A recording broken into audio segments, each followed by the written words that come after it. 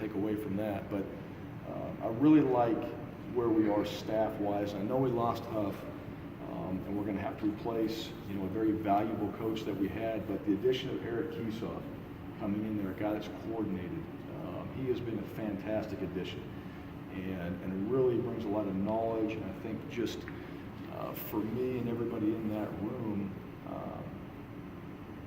I think ideas that are going to improve us and get us better. And Coach Marks, another year, has done a tremendous job. I really feel confident in his abilities. And Coach Riddle, has been with us for quite some time. And so, as the GAs, Derek Schumann in there, Nate Potter in there, Coach Ross in there, and there's guys in that room that really understand what we're trying to get done. And when we fill this role with the offensive line coach, he's going to be the same way. He's going to come in there and be a part of that, and he's going to be in addition to what we're doing. Do you see any potential hiring just within the staff that you have right now to put the tag on? Yeah, there's always that. There's no final decisions made.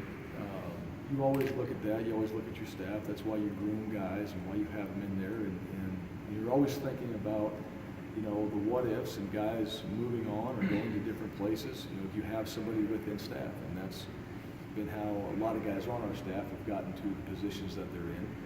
So absolutely. And what it all comes down to, it comes down to fit. And there's a lot of different factors that go into it. But what's really going to help us? And there's things that we needed to get better on overall offensively. And so, what addition with this new coach that he brings, this new addition here, how's he going to help us in some of those areas? And so I think that's a big part of it too. The group that's you look at the staff that you put together in your first year here, and now off that staff you have two offensive coordinators, a head coach, a defensive coordinator, and an offensive line coach for the school who went to the college football playoff last year. I mean, I obviously assume you figured that staff to be pretty special, but it seems like there's been quite a bit accomplished by those guys in a pretty short amount of time too. Yeah, well, I think when you have good people and they do well, and these guys have been excellent coaches. I think if you go back even further, there's been guys at Boise State that have excelled and have learned, and they teach well, and they understand the game of football. And, that's part of it. And I think one of the biggest things here, we talk about it all the time, is growth. Growth is a huge word. And growth has to be part of who you are, and I think Coach Huff said it very well. If you're always talking about get out of your comfort zone and all that, sometimes you have to do that. And everybody here has done that. All right, we've all had to get out of our comfort zone, or at some point in our lives we do.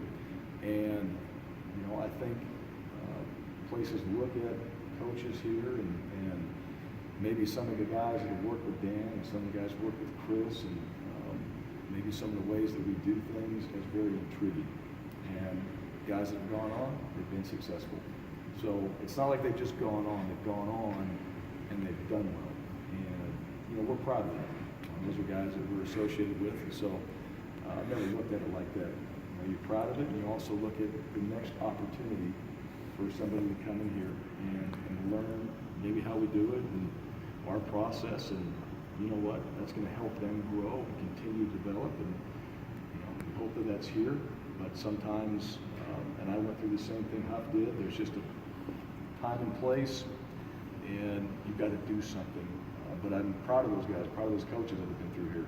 And obviously excited, and they are as well. And that's part of the communication they have back with Boise State, is they know what Boise is to them and what it's meant. And we certainly pull for those guys and want to see them do well.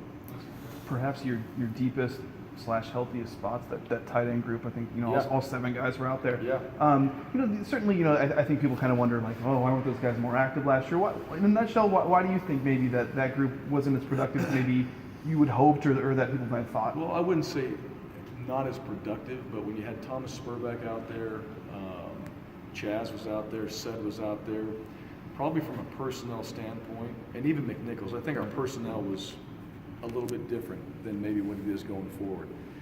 We do have a very productive group of tight ends. Now, Nick Crabtree and John Bates, they were redshirting, so those 2 guys weren't in the mix necessarily. Jake Rowe was hurt through most of last year, so that changed. When he got hurt, that changed a lot for us.